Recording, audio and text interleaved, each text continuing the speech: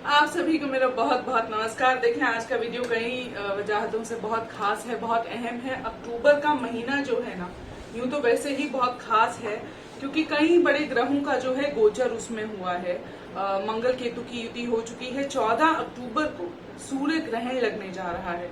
देखिए, सूर्य ग्रहण जो है वो कन्या राशि में लगेगा और वो इतना अहम इसलिए भी है क्योंकि जब ग्रहण लगता है तो बाकी के ग्रहों की स्थिति भी देखी जाती है। बाकी के ग्रहों की जो स्थिति है जब देखी जाती है तो पता लगता है कि ये सूर्य ग्रहण इस साल का कैसा जाने वाला है। तब हम ये बताते हैं कि सभी राशियों के लिए जो है ये कैसा जाने वाला है। अब देखिए, मंगल केतु की अगर हम बात कर लें, लेकिन उससे पहले मैं आपको पूरे तौर पे बता देती हूँ। देखिए, 14 अक्टूबर को जो है सर्वपित्र अमावस्या भी रहेगी। सूर्य ग्रहण का जो समय है यूनिवर्सल कोऑर्डिनेटेड टाइम के अनुसार जो है, यानी कि पूरे विश्व का एक कोऑर्डिनेटेड समन्वित समय जो होता है उसके अनुसार जो है सूर्य ग्रहण दोपहर 3 बजे से ही शुरू हो जाएगा और रात के 2:25 तक रहेगा। भारत में यह दिखाई नहीं देगा। ये दिखाई जो देने वाला है ना, ये अमेरिका में दिखाई देने वाला है। नॉर्थ और अमेरिकन, ये साउथ अमेरिकन कॉन्टिनेंट्स के अराउंड। क्योंकि भारत में उस समय रात को जो है भारत में, आई होप ये जो है विजिबल हो, उस समय जो है रात का समय होगा, इसलिए नहीं दिखाई देगा सूर्य ग्रहण। लेकिन समय जो है दिल्ली के अनुसार जो है 11:29 से 11:39 तक ये रहेगा। और सूर्य ग्रहण में सूतक लागू नहीं होगा क्योंकि जब भी जिस देश में जहां पर भी वो दिखाई नहीं देता है सूतक लागू नहीं होता है, तो वृद्ध हों, बच्चे हों, अस्वस्थ व्यक्ति हों, उनके लिए सूतक लागू नहीं किया जाता है। अब बात आती है कि सूर्य ग्रहण के दिन देखिए अमावस्या है, सर्वपित्र अमावस्या है, श्राद्ध है, आखिरी तर्पण। जिनको अपने जो है पूर्वजों का या पितरों का तिथि नहीं पता होती उनके देहांत की, तो उस दिन वह तर्पण करते हैं गया जाके, तो वो बहुत अपने आप में अहम है। फिर 15 अक्टूबर से जो है नवरात्रि शुरू है, अश्विन मास के शुक्ल पक्ष जो है वो लग जाएगा। लेकिन ये जो महीना है वो इसलिए भी खास है कि बहुत बड़े बड़े ग्रह गोचर इस महीने हुए हैं। देखिए, 30 अक्टूबर को राहु केतु अपनी राशि बदलेंगे, उसके लिए मैं एक अलग वीडियो बनाऊंगी कि राशि अनुसार उसका क्या एक जो है असर रह सकता है। तो अपनी राशि अनुसार जो है आप उसमें एक जनरलाइज्ड इम्पैक्ट नोटिस करेंगे, क्योंकि जब भी हम राशिफल बताते हैं तो यह बहुत जनरलाइज्ड होता है। कुंडली अनुसार जो होता है ना, वो सटीक अध्ययन जो है करके आप बता सकते हैं। तो अगर आप अपनी कुंडली मुझसे दिखाना चाहें तो आप मुझसे संपर्क कर सकते हैं। आप मुझे मेरे DM इनबॉक्स कर सकते हैं इंस्टाग्राम पर या फेसबुक पर, जब भी आप चाहें। अब बात कर लें मंगल और केतु की भी, क्योंकि मंगल और केतु जो है तुला राशि में पहले ही युति करके जो है बैठे हैं और सूर्य ग्रहण जो है 14 तारीख को कन्या राशि में लगेगा। तो अलावा इसके कि क्या क्या असर जो है रहने वाले हैं, इसका हम एक जनरलाइज्ड इम्पैक्ट जो है पहले डिस्कस कर लेते हैं। देखिए, जो सूर्य होता है वो आपकी जो अथॉरिटी फिगर होती है, आपके बॉसेस होते हैं, हेड ऑफ द फैमिली होते हैं, सत्ता होती है, उसका प्रतिनिधित्व करता है। सूर्य आपकी प्राण वायु होती है, आपके जो अंदर आपकी आत्मा है, आपके प्राण है, उसको सूर्य कहा जाता है। तो जब भी कुंडली अनुसार जिस भी भाव से वह गोचर करें, नक्षत्र से गोचर करें, उसका अध्ययन करके बताया जाता है कि आपके लिए यह कैसा रहने वाला है। तो आप अपनी तबीयत का, अपनी सेहत का खास ख्याल रखें, क्योंकि कन्या राशि भी है, मौसम भी बदल रहा है, तो सर्दी जुकाम जैसी चीजें जो है आपको थोड़ा सा तकलीफ दे सकती हैं, बुखार तकलीफ दे सकती है। लेकिन उसके अलावा आप गुस्सा बहुत जो है महसूस कर सकते हैं। आपके बॉस के साथ थोड़ी अनबन हो सकती है, किसी तरीके की गलतफहमी हो सकती है। कभी कभी क्या होता है ना, देखें, इंसान जो है व्यवहार, अपने आहार और अपने विचारों द्वारा जो है नियंत्रित होता है। मन में कोई ऐसा विचार आया जिसके साथ बहुत ही ज्यादा फोर्सफुल एनर्जी थी, उस टाइम जब वो आया तब उसकी ग्रहों की एनर्जी इम्पैक्ट में थी और आप पे इतना उसका प्रभाव छूटा कि आपने उस पर एक्ट कर लिया है ना। हर ख्याल जो जहन में आता है उस पर एक्ट करने की जरूरत नहीं होती। कभी कभी हम सामने वाले को देखे जो समझ रहे होते हैं वैसा भी सत्य नहीं होता, और सामने वाले को जो कर रहा होता है उसको भी बहुत ज्यादा इस बात का एहसास नहीं होता कि वो क्या कर रहा है। क्योंकि कभी कभी जब बहुत जो है गहरे ग्रह लगते हैं, भारी ग्रह लगते हैं। तो कहते हैं ना कि इंसान की जो बुद्धि है उन क्षण मात्रों के लिए जो है भ्रमित हो जाती है। बड़े बड़े ऋषि मुनि भी जो होते हैं वो भी इस मामले में धोखा खा जाते हैं कभी। इससे तो परे भगवान भी नहीं है। जब भक्तों का श्राप भगवान को लगता है, भगवान को भी अवतार लेके मृत्यु लोक में आना पड़ता है, तो देवता भी जो है इसके प्रभाव में, अपने ही खुद के उस कर्मों के प्रभाव में आ जाते हैं। तो उससे तो देखिए निजात पाना बहुत मुश्किल है, लेकिन मैं आपको उपाय तब भी बताऊंगी। अब आपको एहतियात क्या बरतनी है इसके बारे में पहले ये जान लेते हैं। देखिए, एहतियात बरतनी है, कोई गलती आपसे हो या सामने वाले से हो, उसको माफ करते हुए चलें। कभी किसी को लेके इस आने वाले 1-1.5 समय में, महीने में जो है आप जजमेंटल ना हो, चाहे कोई घटना घटित हो जाए, क्योंकि ये ऐसा समय है। बहुत से लोग हो सकता है अपनी जॉब को लेके बहुत ज्यादा असुरक्षित महसूस कर रहे हो, अपने व्यवसाय, अपने व्यापार में बहुत ज्यादा सुखी ना हो। तो ये जो समय है बहुत एहतियात बरतने वाला है। और इस समय जो है सत्ता परिवर्तन का जो है, या फिर यूं कहें कि नेता या जो नेतृत्व कर रहे हैं उस ओहदे पे जो लोग हैं उनको ज्यादा सतर्कता बरतने की है जरूरत होती है। उसके इर्द गिर्द अगर देखा जाए तो इस समय जो है, चाहे वो पॉलिसी मेकिंग हो, लॉ हो, कोई ऐसा देखें, कोई ऐसी कोर्ट की रूलिंग का आना, किसी ऐसे लॉ का पास होना। मैंने पहले भी कहा था अपनी आखिरी वीडियो में कि सूर्य जब कन्या राशि में गोचर करेंगे तो इस तरह की बातें हमें सुनने में आएंगी, और हमने देखा भी। और बहुत अरेस्ट जो हैं हो सकते हैं नेताओं के लिए, जैसे हमने आम आदमी पार्टी के साथ हमने देखा, और हमने जो है विमेन रिजर्वेशन बिल जो है हमने पास होते हुए देखा। अब जब ये मंगल केतु की युति हुई 3 अक्टूबर के बाद, और जो है ऊर्जा वो गहराई, तो हमें इजराइल में जो युद्ध की घटना है वो परिस्थितियों के बारे में हमें पता लगता है। भारत के मद्देनजर हालांकि यह उतना जो है खतरनाक नहीं है, लेकिन फिर भी जो है एहतियात बरतने की बिल्कुल जरूरत है, क्योंकि आर्थिक रूप से और सुरक्षा के जो है मद्देनजर ये जो 2 महीने हैं आने वाले, खासतौर पे पूरा अक्टूबर ही, लेकिन उसके बाद भी जब क्योंकि मंगल आगे वृश्चिक राशि में गोचर करेंगे, वो भी एक समय होगा, तब हमें और भी एहतियात बरतने की जरूरत रहेगी। तो वो हमें खास समय है जो हमें अपनी निजी जिंदगी में भी और आने वाले समय में भी जो है जिसका हमें खास ख्याल रखना है। बहुत ज्यादा जो है आप अपने विचारों के प्रभावों में ना आए। बहुत ही प्रैक्टिकल हो कि आपको कुछ अच्छा नहीं लग रहा है, कोई बात नहीं, ईश्वर की जैसी मर्जी है उसको देखते हुए चले। मैं ये नहीं कहती कि हम आंखें बंद कर लें, क्योंकि आंखें बंद करने से खतरा तो नहीं चला जाता है। और इसी तरह जब हम कर्म करते हैं तो अपने कर्मों का फल हम लेते हैं। तो मैं अक्सर किसी को ये नहीं कहती कि आप ये कर्म करें, क्योंकि बिना कुंडली का अध्ययन करे मैं कोई फ्लैट रूल नहीं दे सकती। लेकिन मैं ये जरूर कह सकती हूँ कि कुछ भी ऐसा ना करें कि कल को आपको किसी को नमस्ते करनी हो, या आपको ये दुख हो कि आपको ऐसा नहीं करना चाहिए था। अगर ऐसा नहीं किया होता तो शायद ये नहीं होता। तो इस तरह की रिग्रेट की फीलिंग आपके अंदर ना आए, क्योंकि देखिए इंसान जो है उसके वश में सिर्फ और सिर्फ रिस्पॉन्सेस देना है।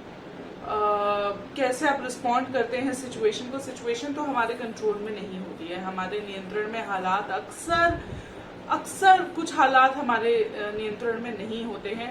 हम सिर्फ सहज रहकर उस समय को जो है काट सकते हैं। अब बारी आती है कि देख लें मैसेजेस क्या रहेंगे, टैरो के थ्रू देख लेते हैं कि टैरो भी है हमारे पास। तो हम देख लेते हैं कि मेष राशि से लेकर हम बात कर लेंगे मीन राशि की, कि क्या उन लोगों के लिए संदेश है, कैसे वो ये जो समय है निकाल सकते हैं। तो सबसे पहले हम बात कर लेते हैं मेष राशि के बारे में। तो मेष राशि वालों के लिए जो है, उनके लिए कार्ड आ रहा है द सीक्रेट ओम का और गेट्स टू हेल का।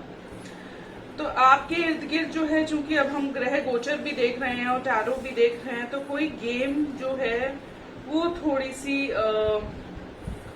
कुछ लोग हैं आपकी सिचुएशन को मैनिपुलेट करने की कोशिश कर सकते हैं, तो आपको जो है उसका ख्याल रखना है। आपको अपना सेंस कंट्रोल जो है बहुत ज्यादा करके चलना है। आपको अपने जो आसक्ति है, किसी भी चीज से आसक्त नहीं होना है, ये मैसेज जो है रहेगा। चाहे वो सुख हो, दुख हो, किसी के लिए आपकी फीलिंग्स हो, किसी रिलेशनशिप की भी फीलिंग्स हो, क्योंकि रिलेशनशिप और कॉन्ट्रैक्ट्स में भी ये समय कुछ ऐसा है कि कड़वाहट पड़ सकती है। देखिए, रिलेशनशिप रहे या छूट जाए, मोहब्बत है या सुकून है जहन का, वो बने रहना बहुत ज्यादा जरूरी है। तो जैसा वक्त आपके आगे लेकर आए उसको वैसे अपनाते हुए आगे बढ़ते चलिए। अब बात हम करेंगे वृषभ राशि की। तो वृषभ राशि के लिए देख लेते हैं कि क्या मैसेज आ रहा है कि वृषभ राशि वालों को जो है क्या एहतियात बरतने की जरूरत है। वृषभ राशि वालों के लिए जो मैसेज आया है, उनको सैक्रिफिशियल ऑफरिंग्स करने की जरूरत है, यानी कि वो कुछ दान पुण्य करें, ईश्वर का पाठ करें और लोगों को एनकरेज करें, यानी धार्मिक कामों में जो है वो अपना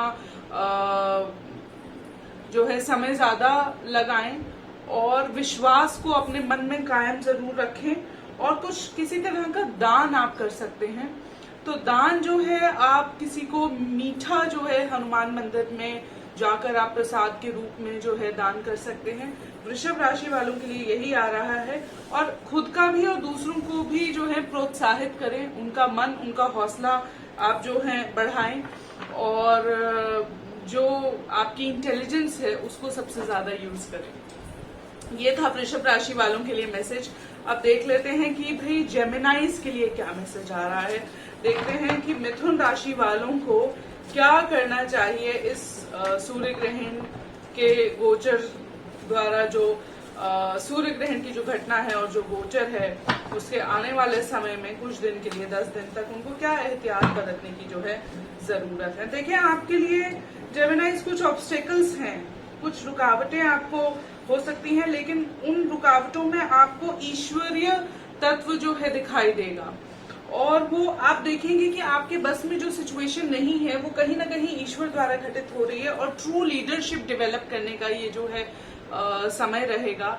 आप अपने अंदर के नेतृत्व को, अपने अंदर के जो नेतृत्व करने की क्षमता है उसको जो है बहुत ज्यादा डेवलप करें। आप सुरक्षित हैं, आप ईश्वर का साथ आपके साथ है, आपको सिर्फ रूटेड रहने की जरूरत है, कोई आपको हिला नहीं सकता। ये आपके लिए मैसेज है। अब बात कर लेते हैं कर्क राशि की। तो कर्क राशि वालों के लिए क्या मैसेज है, ईश्वर से हम प्रार्थना करते हैं कि हमें कर्क राशि वालों के लिए जो है संदेश बताएं और हमें सद्बुद्धि दें, हमें क्या एहतियात बरतनी चाहिए। देखिए, जो भी मैं आपको जब संदेश बताती हूँ, ज्योतिषीय गणना को ध्यान में रखते हुए और टैरो की एनर्जीज को देखते हुए तब मैं आपको संदेश बताती हूँ।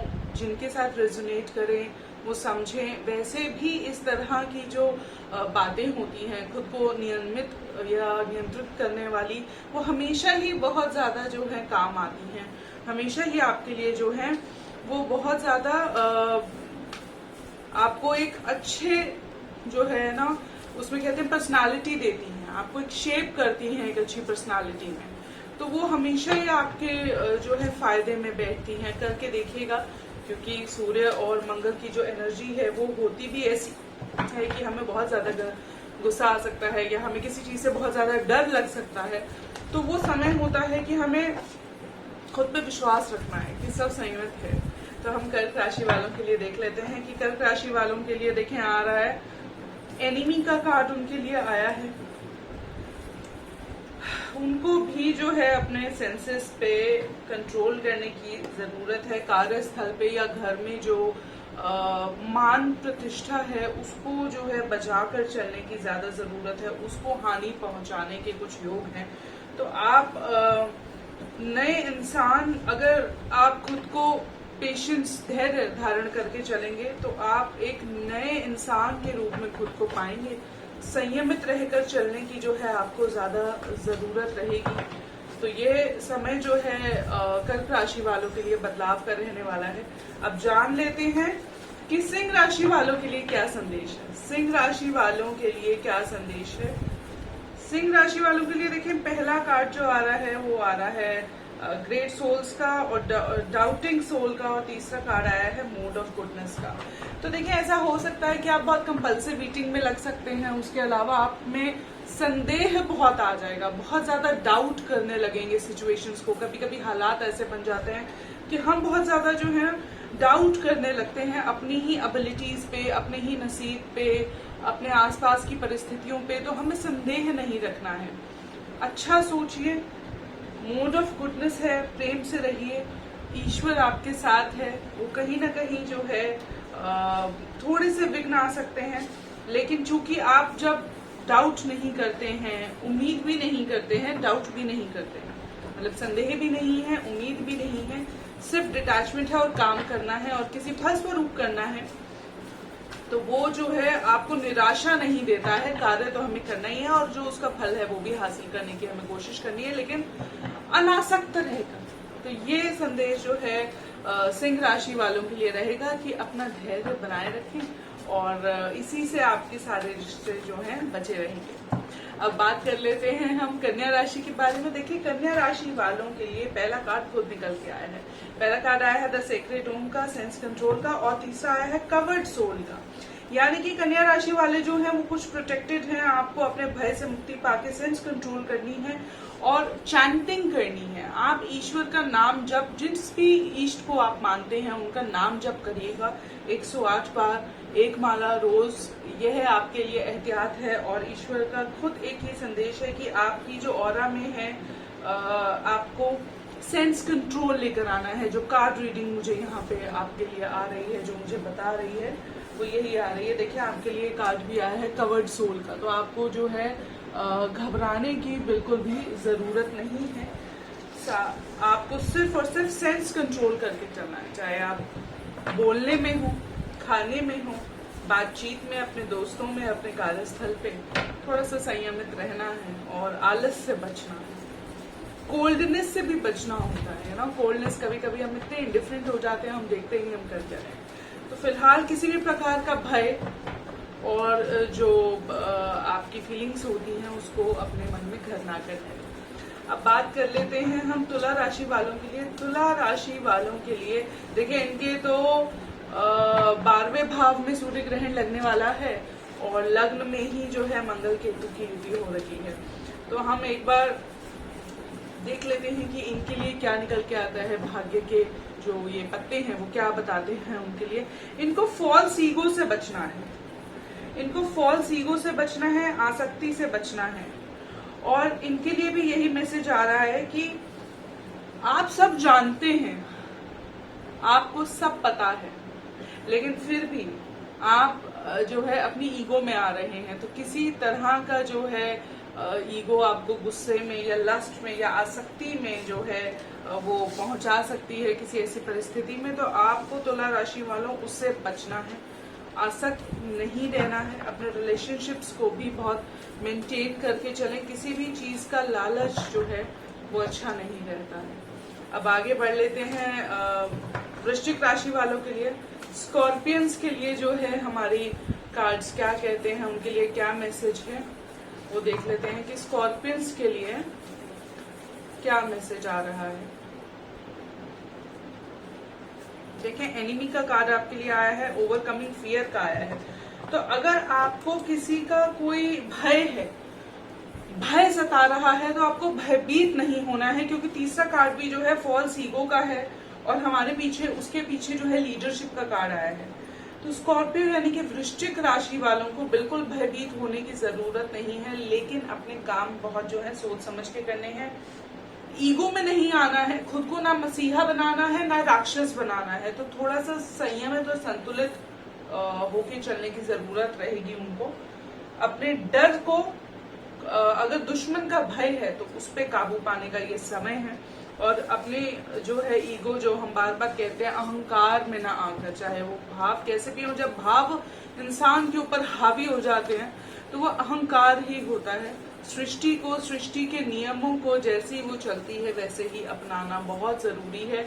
अगर कभी कोई भाव आप पे हावी हो भी जाता है और वो हार्मलेस है, आपके लिए खुशी पहुंचा रहा है, लेकिन किसी और को दुख नहीं पहुंचा रहा है। बाकी आपको उससे कुछ फायदा नुकसान हो सकता है, कोई बात नहीं, मतलब हर तरह की गलतियां आपसे हो सकती हैं, तो आप उसका एहतियात और ध्यान करते हुए चलें। और जहां तक भय की बात है तो मैं कहूंगी कि हनुमान जी पर लाल सिंदूर, लाल और नारंगी सिंदूर मिलाकर उनको जरूर मंगलवार को चढ़ाएं, उन पे दान करें हनुमान मंदिर में जाकर। ये आपके लिए वाकई लाभकारी होगा वृश्चिक राशि वालों के लिए।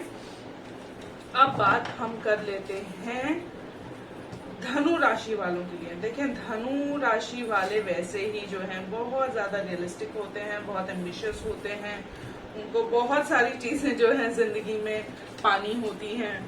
और धनु राशि के लिए जो है ये वैसे भी उनके 11वें, 10वें और 11वें भाव को जो है ये प्रभावित करने वाला है। तो हमें ये ध्यान रख के चलने की जरूरत है कि गुस्सा किसी भी परिस्थिति में किसी को भी कभी फायदा नहीं पहुंचा सकता।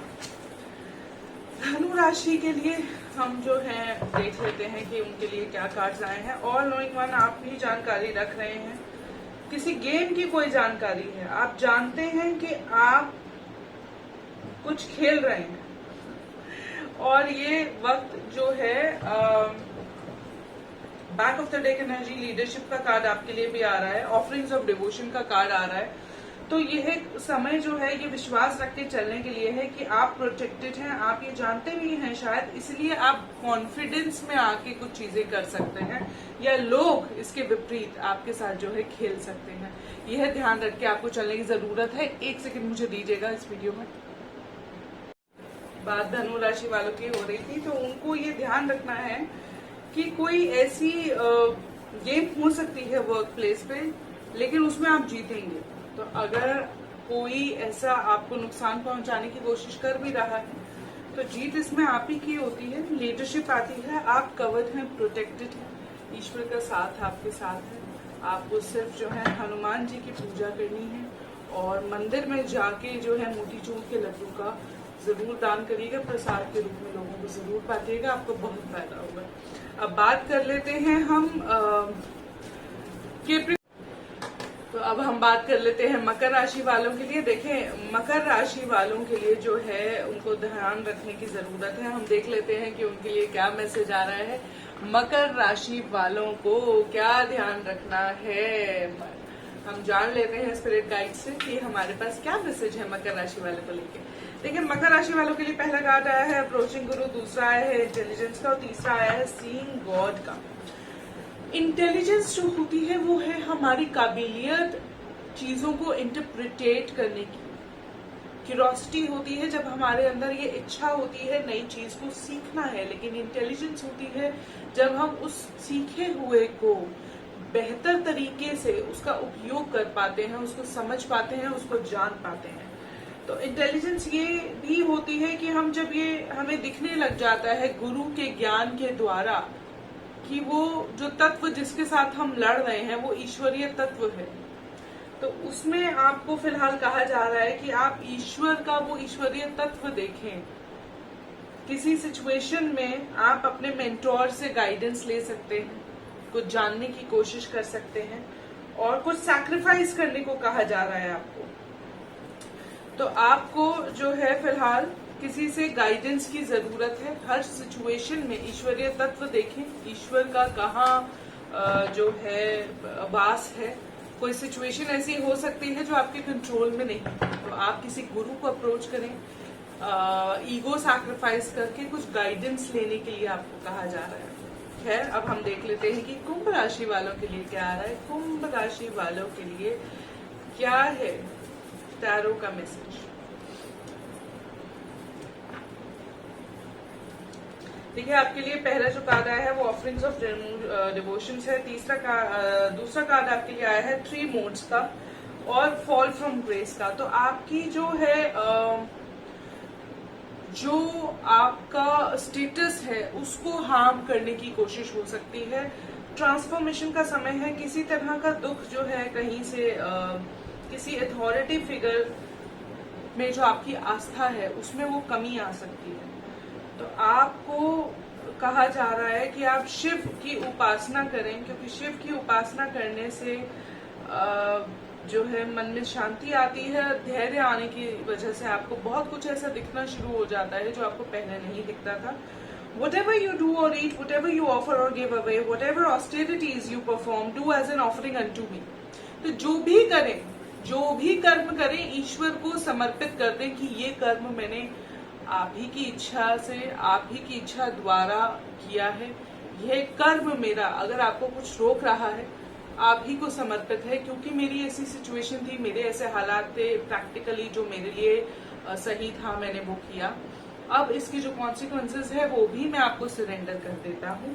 तो कुछ फॉल फ्रॉम ग्रेस का इशू है आपकी या आप किसी को उनकी मान को हानि पहुंचाने की किसी तरह की कोशिश हो सकती है, किसी के मान को हानि पहुंचाने की कोशिश है। देखें क्या बेहतर आपके लिए हो सकता है। अब बात कर लेते हैं मीन राशि वालों की। मीन राशि के लिए जान लेते हैं कि कैसा होने वाला है सूर्य ग्रहण, क्या कहते हैं टैरो का मैसेज क्या है इस सोलर एक्लिप्स पे उनके लिए।